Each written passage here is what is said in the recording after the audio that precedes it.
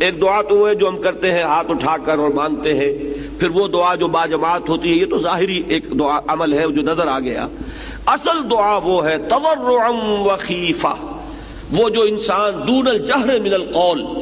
زبان ہلائے بغیر دل ہی دل میں جو اللہ کو وہ پکار رہا ہوتا ہے، اللہ سے استدعا کرتا ہے، اللہ سے ہم کلام ہوتا ہے، اللہ کے سامنے اپنی خطاؤں کا اقرار کرتا ہے، یہ جو اندر ہی اندر کی سرگوشی ہے، اس کو حضور صلی اللہ علیہ وسلم نے عبادت کا لب لباب اور عبادت کا جوہر قرار دیا ہے۔ فرمایا الدعاء هو العبادہ، الدعاء مخ العبادہ، دعا ہی تو عبادت کا جوہر ہے۔ یہ دعا ہی تو اصل میں مخ کہتے ہیں عربی زبان میں ہڈی کا جو گودا ہوتا ہے اس کو، کہ اصل میں جو گودا ہے اس کا جو جوہر ہے وہ در حقیقت دعا ہے۔ کبھی بھی انسان اللہ کے سوا کسی اور کو نہ پکارے، اور نمبر دو یہ کہ اس کا یہ پکارنا جو ہے، دعا کرنا جو ہے اپنے پروردگار سے، یہ بھی مخلصین لہ الدین، اس کے لیے اپنی اطاعت کو خالص کرتے ہوئے، اس لیے کہ اگر آپ اطاعت میں شرک کر رہے ہیں تو اللہ سے دعا کرنے کا منہ ہی نہیں ہے۔ کس منہ سے اللہ کو پکار رہے ہیں جبکہ آپ نے اللہ تعالیٰ کے ساتھ وہ توحید فی العبادت کا تقاضا پورا نہیں کیا؟ آپ اللہ کے ساتھ اور ہستیوں کی بھی پوجا کر رہے ہیں، آپ نے اللہ کے ساتھ کچھ اور ہستیوں کو بھی مطاع بنایا ہوا ہے،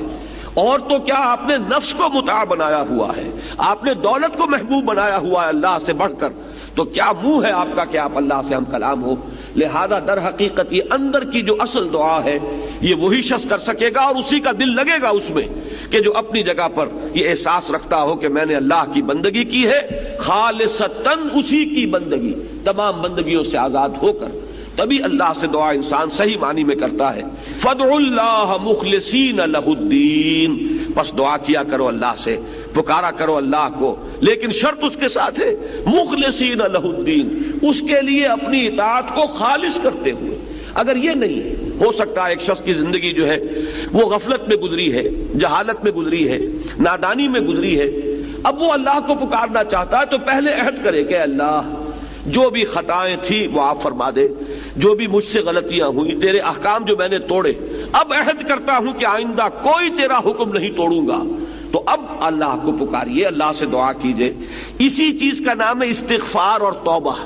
استغفر اللہ ربی من کل ذنب واتوب الیہ، میں استغفار کر رہا ہوں اللہ سے اپنی تمام خطاؤں پر، اور اب میں اس کی طرف متوجہ ہوتا ہوں، توبہ کر رہا ہوں، توبۃ نصوح، خالص توبہ۔ تو استغفار اور توبہ جو ہے یہ در حقیقت دعا کے لیے گویا کہ بمنزلہ تمہید ہے۔ استغفار کیجئے، توبہ کیجئے، اب اللہ کو پکاریے، اللہ سے دعا کیجئے۔